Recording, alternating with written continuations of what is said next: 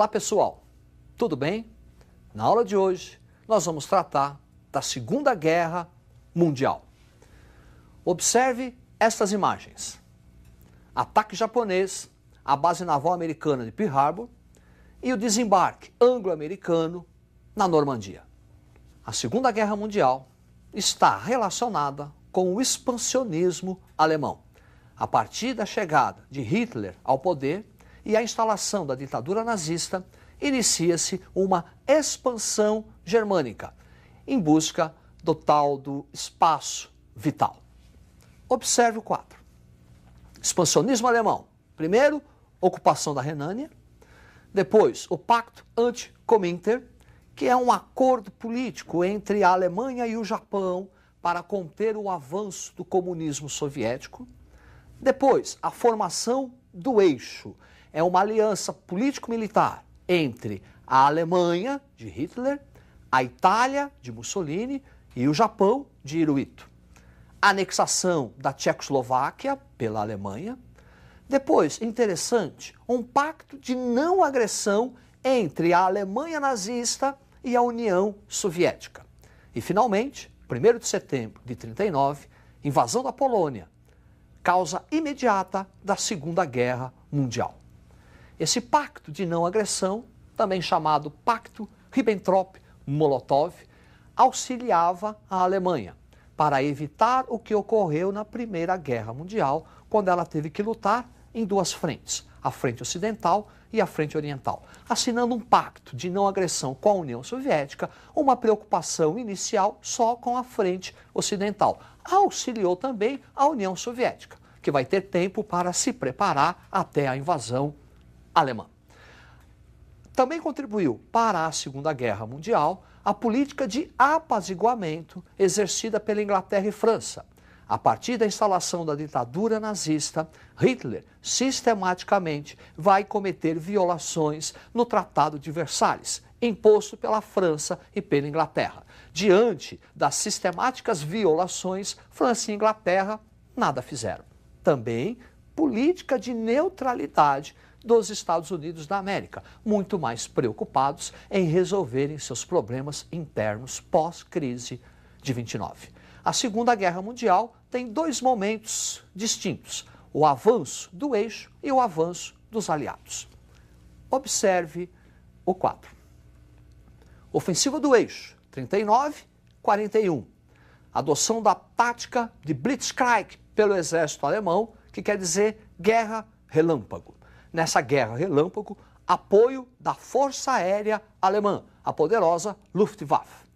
E expansão do eixo sobre a Europa, sobre o norte da África e a expansão japonesa no Pacífico. A partir de 1941, ocorre uma virada, uma reviravolta nos rumos da guerra. Vamos saber por quê. Observe a tela. 1941 é o início da invasão alemã à União Soviética. Quer dizer, aquele pacto de não agressão não está valendo mais. Operação Barbarossa, 22 de junho de 41. E também, no mesmo ano, 8 de dezembro, expansão japonesa pelo Pacífico e o ataque à base naval norte-americana de Pearl Harbor.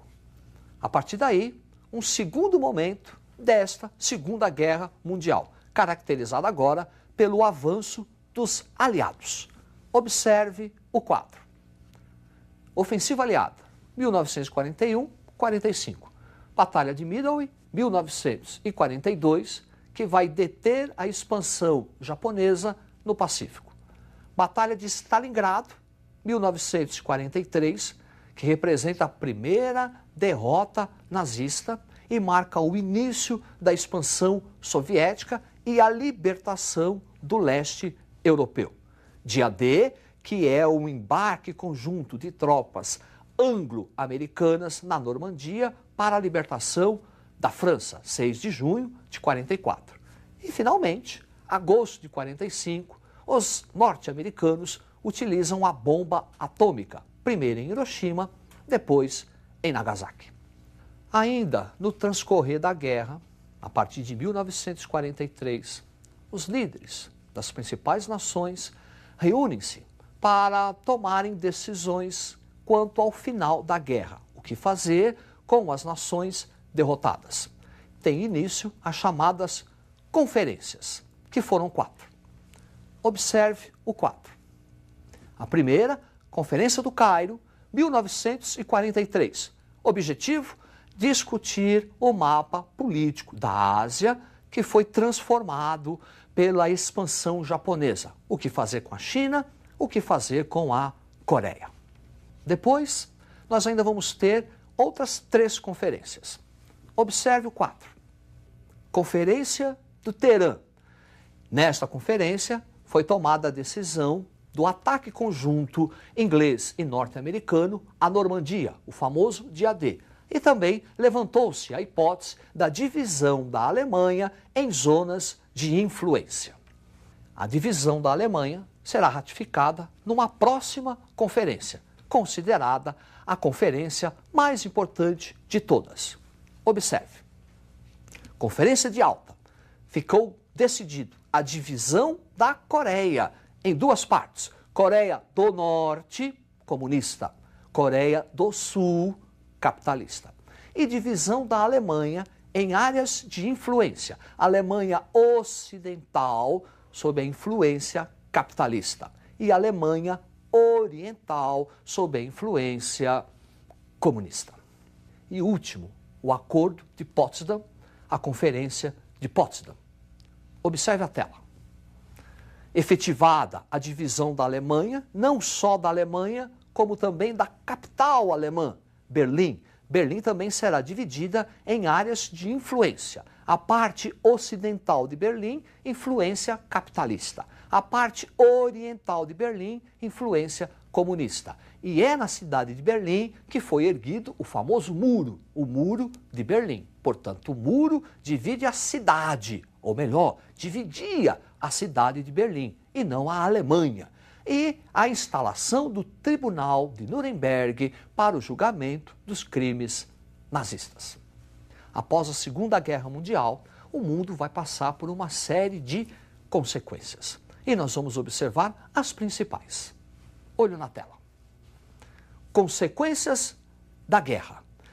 Início da era atômica, desenvolvimento da Guerra Fria, considerada uma terceira guerra mundial, a criação de um organismo internacional para a preservação da paz mundial, a ONU, Organização das Nações Unidas, e o processo de descolonização da Ásia e da África. Sobre o processo de descolonização da Ásia e da África, nós vamos tratar numa próxima aula. Agora, nós vamos ver Guerra Fria. Guerra Fria consistiu num conflito ideológico entre o bloco capitalista e o bloco comunista. Observe o quadro. Guerra Fria, iniciada pela doutrina Truman, um discurso do presidente norte-americano ao Senado, Henry Truman, onde ele afirmava ser um dever dos Estados Unidos da América conter a expansão comunista. E aí inicia-se a Guerra Fria. De um lado, o bloco capitalista, sob a liderança dos Estados Unidos da América. Do outro, o bloco socialista, sob a liderança da União Soviética. Essa Guerra Fria será consolidada com a participação dos Estados Unidos da América na reconstrução econômica da Europa. Saiu da Segunda Guerra Mundial com a sua economia destruída. Os norte-americanos vão ajudar na reconstrução. Observe o quadro. É o famoso Plano Marshall. Ajuda econômica para a reconstrução europeia. O país que receber a ajuda econômica, em troca, deve conter o avanço do comunismo. Além do Plano Marshall, que é uma política americana externa, internamente, os Estados Unidos vão conhecer um movimento chamado macartismo. Observe o quadro. Macartismo, uma intensa campanha contra o comunismo, violenta internamente, que vai se constituir numa grave ameaça à liberdade de expressão. Macartismo, porque o responsável pelo início da campanha foi o senador Joseph McCarthy.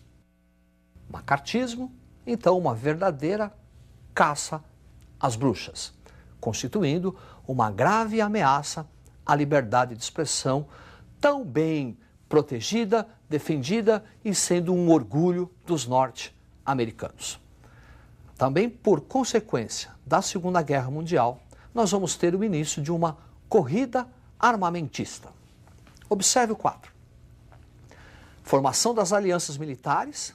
Em 1949 é criada a OTAN, Organização do Tratado do Atlântico Norte, sob a liderança militar dos Estados Unidos da América, para conter a expansão comunista. Em resposta, 1955 é criada o Pacto de Varsóvia, a Cortina de Ferro, um pacto militar dos países comunistas sob a liderança da União Soviética. A criação dessas duas alianças militares coloca o mundo sob o chamado equilíbrio do terror. O pânico de um conflito entre as duas principais nações, Estados Unidos e União Soviética, com conhecimento das armas atômicas e o fim do mundo. E também, como consequência da Segunda Guerra Mundial, nós vamos ter o desenvolvimento, o surgimento do chamado Terceiro Mundo, que é aquele bloco que vai ficar sob as áreas de influência, ou comunista ou capitalista. Por exemplo, nós vamos ter a Guerra do Vietnã, que é um reflexo da Guerra Fria. Nós vamos ter a Revolução Cubana e na Revolução Cubana nós vamos ter a crise dos mísseis, que também caracterizam um reflexo da Guerra Fria. A Segunda Guerra Mundial consolida a hegemonia financeira, a hegemonia econômica e industrial dos Estados Unidos da América no mundo. E a América, continente, também vai sentir a presença desse capital norte-americano. Após a Segunda Guerra Mundial, há a chamada expansão das multinacionais, a expansão do capital norte-americano sobre todo o mundo. É isso aí. Nós vamos ainda tratar, numa próxima aula, o processo da descolonização da Ásia e da África. Significa dizer a independência da Índia, a independência da China e dos países africanos, os chamados Terceiro Mundo. É isso aí. Uma boa sorte. Estude. Até a próxima.